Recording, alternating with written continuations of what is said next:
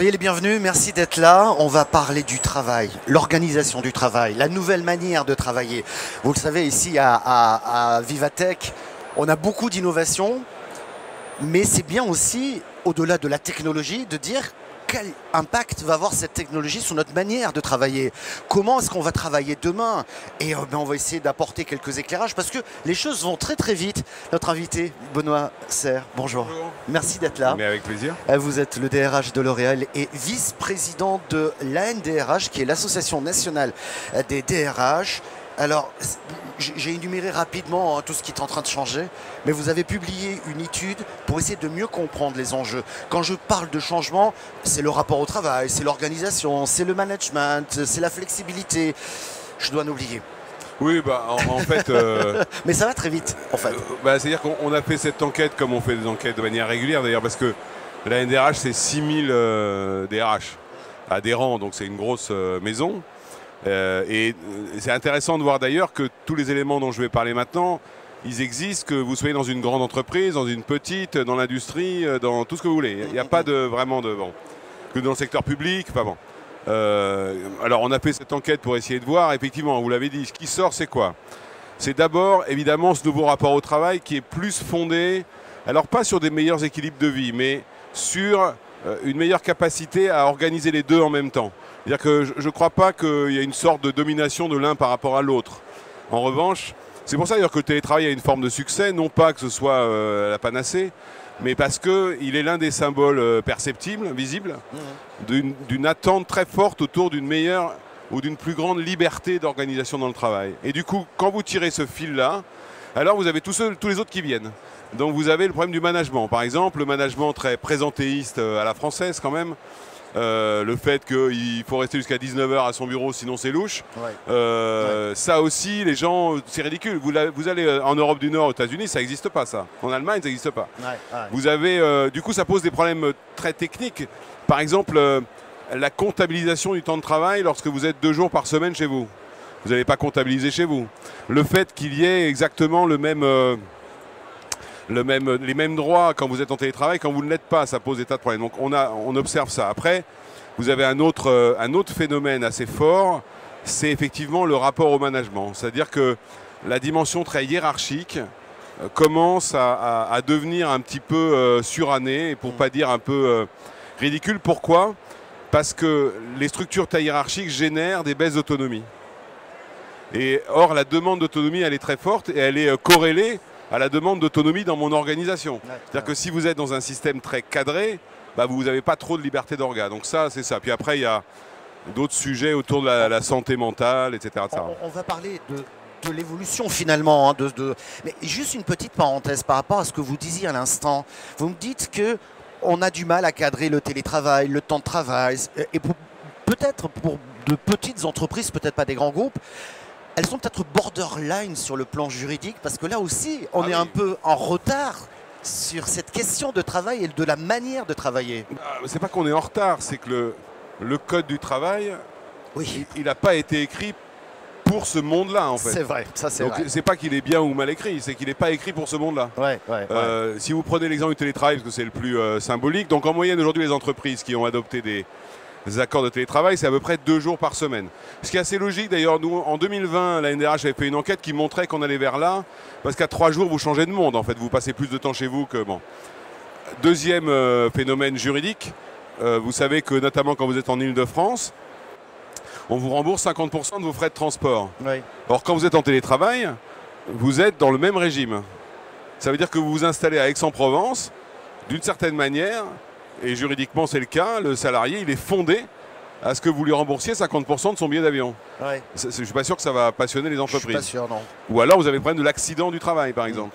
L'accident du travail, comme en télétravail vous êtes sous le régime du contrat, vous avez un accident de travail chez vous en allant chercher votre café, vous marchez sur le Lego de votre enfant, il est réputé être un accident du travail. Alors vous pouvez démontrer que ce n'est pas le cas, mais quand même, donc cette espèce de législation-là. Et puis après il y a la fameuse comptabilisation du temps de travail qui est un vrai sujet. Et là, le risque juridique, il est considérable, puisque quelqu'un qui arriverait à établir qu'il s'est connecté très tard, qu'il n'a pas eu 11 heures de repos entre 2 jours de travail, pourrait dire ben moi j'ai fait des heures supplémentaires, j'ai fait des heures complémentaires, il faut me les payer, etc. Et on ne peut pas les vérifier. Et vous ne pouvez pas les vérifier et l'employeur doit démontrer l'inverse. Donc ça, ça a l'air idiot, mais enfin... pas tant que ça. Il y a un moment où la jurisprudence va s'en mêler, quoi. Oui, voilà. Il faudra bien faire évoluer le code du travail. On va l'épaissir un peu plus, ce code du travail, si vous voulez. Après tout, on pourrait saisir l'occasion de le relire, non pas pour l'épaissir, mais pour le modifier. Parce que d'autant plus que pour le modifier. Les ordonnances de 2017 ouvrent une possibilité importante, puisque vous avez pas mal de sujets qui peuvent être traités au plus près de l'entreprise. On l'a vu d'ailleurs pendant le Covid, où le dialogue social au plus près de l'entreprise était d'une efficacité incroyable. Là, j'ai un peu l'impression qu'on est reparti avec des espèces de grandes conférences sociales qui sont très éloignées de la réalité des boîtes. On verra. On va parler de solutions, parce que j'imagine que vous y avez réfléchi. Mais quand je vous écoute, le deuxième point qui m'interpelle, lorsqu'on parle de télétravail 2 jours par semaine, il faut qu'il y ait une sacrée flexibilité, donc une organisation. Donc j'ai presque envie de dire de la RH sur mesure. Comment est-ce qu'on gère ça? Alors, en fait, vous avez deux problèmes. Enfin, 2 problèmes. Si on avait que 2, ça irait, mais on y en a plein d'autres. Mais notamment là-dessus. Vous avez d'abord le fait que le télétravail génère une réorganisation de l'entreprise. Pour résumer, le travail non hybride, il a été organisé, il est structuré en fait. Donc il n'y a aucune raison que le travail hybride ne le soit pas. Donc, mais ça, il va falloir trouver les clés. Par exemple, dans l'entreprise où je suis aujourd'hui, on a fixé des règles. Je vais donner un exemple, on a dit l'entretien annuel n'est jamais à distance. C'est comme ça. Physique, donc faut être là. Exactement. On discute pas. Comme ça. Bah oui, non, mais ou bien le comité de direction ou les comités de direction des divisions, c'est toujours en physique. Parce que si vous ne fixez pas des règles, alors chacun va organiser sa petite vie. C'est ça. Or, une entreprise, ce n'est pas une somme d'individualité. C'est un collectif. Et le sujet du DRH, c'est s'assurer que le collectif demeure sans nier les aspirations individuelles, mais sans adapter chaque truc à chaque personne, parce que sinon, vous générez immédiatement de l'inéquité. Et l'inéquité, ou ressenti. Et l'inéquité, c'est quand même le sentiment le plus dévastateur dans une entreprise. Bien sûr. Donc, c'est trouver une sorte de nouvel équilibre entre des aspirations individuelles qui peuvent être légitimes par ailleurs, et puis le fait qu'on ait quand même une entreprise, une organisation. Et en ça, la crise Covid a été positive, puisqu'on a enfin reconnu que l'entreprise avait un rôle de lien social. D'ailleurs, c'était amusant. Moi, je me souviens au moment du Covid, tout le monde me disait que le télétravail, c'était l'avenir. Qui est revenu en premier? Les jeunes. Ouais, comme quoi ils avaient besoin de trouver un lieu social. Les vieux comme moi, ils sont restés planqués, mais les jeunes, ils sont voilà. Donc c'est pour ça que tous ces éléments-là, c'est des éléments qui perturbent la fonction, mais qui touchent l'organisation du travail lui-même. Ça veut dire que dans cette flexibilité nouvelle, accélérée par la crise Covid, il faut refixer un nouveau cadre, finalement. Oui, si je prends l'exemple de L'Oréal. Mais comme beaucoup le font, enfin... J'ai croisé tout à l'heure mon collègue de Safran, là, ils le font aussi, tout le monde le fait, parce que de toute façon, en plus, alors, il faut en rajouter une couche, puisque on est en train de sortir pour des raisons démographiques du chômage de masse. Donc tout le monde ici connaît les difficultés de recrutement, d'attractivité, etc. Et on sait que c'est un élément d'attractivité, avec la rémunération, il ne faut pas se tromper. Hein, mais, donc à partir de ce moment-là, vous êtes obligé de réorganiser, parce que sinon votre entreprise vous échappe. Et votre collectif n'existe plus. Et quand un collectif n'existe plus, assez vite l'entreprise a des difficultés. J'entends, j'ai juste le sentiment qu'il y a eu beaucoup d'expérimentation, j'imagine chez vous, comme ailleurs, parce que pour le coup, il n'y avait pas un cadre défini ou une manière de travailler comme on l'a connu, j'ai presque envie de dire, nos générations. Quoi. Vous voyez ce que je veux dire? Mais moi, ça m'intrigue toujours ce point-là, parce que ce qu'on connaît, le télétravail, la crise Covid, etc., d'une certaine manière, ça met fin un modèle du travail qui était finalement assez stable depuis le milieu du 19e siècle. Et on voudrait qu'en un an, on ait trouvé la panacée. Non, ça ne marche pas. Non, bien sûr. Et d'ailleurs, moi j'observe avec beaucoup d'intérêt les tests. La semaine des 4 jours, c'est un test.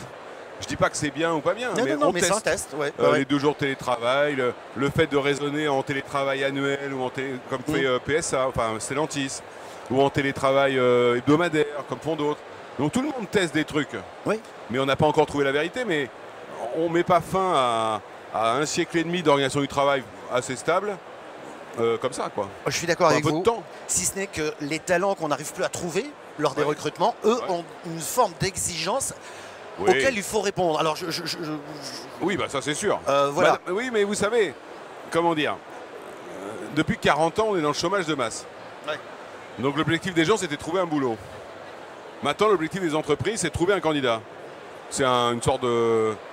Alors, ouais. Techniquement, on dit qu'on est passé d'un marché d'employeurs à un marché d'employés. Ouais. C'est la réalité. Alors après, les exigences, elles ont toujours existé sur les métiers rares. La seule différence, c'est que le nombre de métiers rares a augmenté. Donc ça paraît bon. Et l'autre point, c'est que malgré tout ce qu'on avait dit, le niveau, les critères de choix des gens, le premier reste la rémunération. Ah oui, toutes les études montrent. Ah bon? Premier reste. Mais par contre, les deux autres. On parlé de bien-être, quoi. Non, justement. Mais les deux autres qui existaient déjà. Ouais. Comme c'est un peu comme quand vous appliquez des critères, vous appliquez le rang 1, le rang 2, le rang 3. Comme le rang 1, les entreprises ont bien compris, donc elles ont plutôt aligné leur modèle de rémunération, bah c'est les critères 2 et 3 qui montent, c'est-à-dire la liberté d'organisation du travail, dont le bien-être au travail fait partie, et puis l'engagement sociétal, environnemental, le sens de l'entreprise elle-même. Mais ces deux critères préexistaient, sauf que maintenant, ils sont quasiment équivalents de la rémunération. Ouais. Ça se joue comme ça. D'accord. J'ai deux petites questions. Le temps passe très très vite. On va parler de Non, mais au j'espère que c'est contraire. vrai pour les gens qui écoutent. Mais je pense qu'on a. Alors, vous avez compris, on n'a pas de mode d'emploi. Hein. Ça, c'est clair. Non. En revanche, les expérimentations sont intéressantes et le partage de ces expériences est intéressant. Un élément supplémentaire avec la réforme des retraites et l'emploi des seniors, c'est un élément que vous commencez pas à intégrer, mais. Si. Vous n'avez pas attendu la réforme, j'imagine, mais... Non, bah sur les seniors, en fait, la NDRH, nous, on a saisi le sujet dès 2018. Alors, dans le désert le plus complet. Hein. Mais comme on est DRH, on est inconscient, donc on a continué. Et là, maintenant, vous n'avez plus un gouvernement, le président de la République lui-même, qui dit impossible de ne pas intégrer les seniors. Vous savez que la France est un très mauvais élève. Très mauvais élève dans l'embauche. En revanche, dans le maintien dans l'emploi, elle est un peu meilleure élève qu'avant. Le sujet maintenant, c'est embaucher. C'est pour ça qu'on était favorable au fameux CDI senior proposé par le Sénat. Donc ça, c'est un sujet. La réforme des retraites, elle est venue effectivement rajouter 2 ans. Donc ça veut dire que les problématiques qui se posent aujourd'hui à 58 ans, elles se posent à 61. Mais ce sont les mêmes en fait. Les entreprises sont en train de prendre des initiatives assez fortes pour essayer de le faire. Le sujet, c'est maintenir. Ça, c'est pas la partie la plus difficile. C'est embaucher, et ça reste très compliqué. Moi, je pense qu'il faut un peu comme au Danemark, faire une sorte de discrimination positive pour casser la mauvaise dynamique dans laquelle on est. En revanche, c'est pas un problème culturel aussi dans notre pays. Oui, mais il faut casser la dynamique. C'est comme on est d'accord. Non, mais vous savez, la raison pour laquelle on était intervenu sur le sujet, c'est que j'avais observé que on combattait toutes les discriminations de la Terre, sauf celle-là. Or, une étude du MEDEF de septembre 2022 montre que le principal discrimination à l'embauche, c'est l'âge. Donc il faut lutter contre ça. Pourquoi il serait légitime de lutter contre les autres discriminations et pas contre celle-là? C'est ça que je ne comprends pas en fait. Donc voilà. Donc, je partage complètement votre avis. Voilà, effectivement. Donc ça va, c'est en train d'arriver et je pense que les grandes entreprises ou pas d'ailleurs doivent montrer l'exemple. Et la réforme des retraites, c'était intéressant de voir la réaction des gens en fait. Moi j'ai une collaboratrice qui m'a dit, moi ça me gêne pas de travailler 2 ans de plus, mais pas comme ça. Donc ça revient au sujet précédent. C'est-à-dire que on voit bien que les gens ne sont pas à l'aise dans leur job, etc., etc. Pour certains en tout cas. Et donc rajouter 2 ans dans un job dans lequel vous n'êtes pas à l'aise, c'est pénible. Rajouter 2 ans dans un job dans lequel vous êtes à l'aise, c'est moins pénible. Voilà, et l'emploi des seniors, il va falloir casser la mauvaise dynamique dans laquelle nous sommes. Mais la fin du chômage de base devrait nous aider. Ça voudrait dire peut-être un environnement spécifique, j'ai horreur de dire ça, spécifique aux seniors pendant ces 2 ans. Moi je suis pas d'accord avec ça. Parce que à chaque fois qu'on parle d'emploi des seniors, on parle de mentorat, de tutorat, de machin, comme si c'était des demi-salariés. Non, moi les seniors que je connais, ils veulent travailler en fait, un vrai job. Par contre, il faut... D'ailleurs, la liberté d'organisation du travail peut créer une opportunité. Vous pourriez très bien imaginer que sur certains métiers à pénibilité, vous avez des contrats à 4 jours par exemple, payés 5 évidemment. Vous voyez, donc il faut faire preuve d'un peu d'intelligence autour de ça. Et puis, de toute façon, la fin du chômage de masse devrait aider un peu ça. En tout cas, on espère. Dernière question. On a parlé beaucoup d'expérimentation, de la manière de travailler de demain. Quelle est votre vision? On expérimente et à terme, on va trouver des schémas un peu nouveaux Comment on va travailler demain? Voilà, une question très ouverte, Rien, moi. pour le coup. Non, bon, il y a plusieurs théories. L'un des premiers sujets quand même, c'est que on est dans un pays, en France en tout cas par rapport à d'autres, qui est très administré sur ce plan-là. Donc je ne voudrais pas demain que la législation vienne freiner les innovations en termes d'organisation du travail. Ça, c'est un vrai danger. Ce qui veut dire qu'il serait intéressant, sans parler de réglementation, de réfléchir à la valeur travail. Ben, moi, je pense que la valeur travail, débat, elle existe. Je sais pas.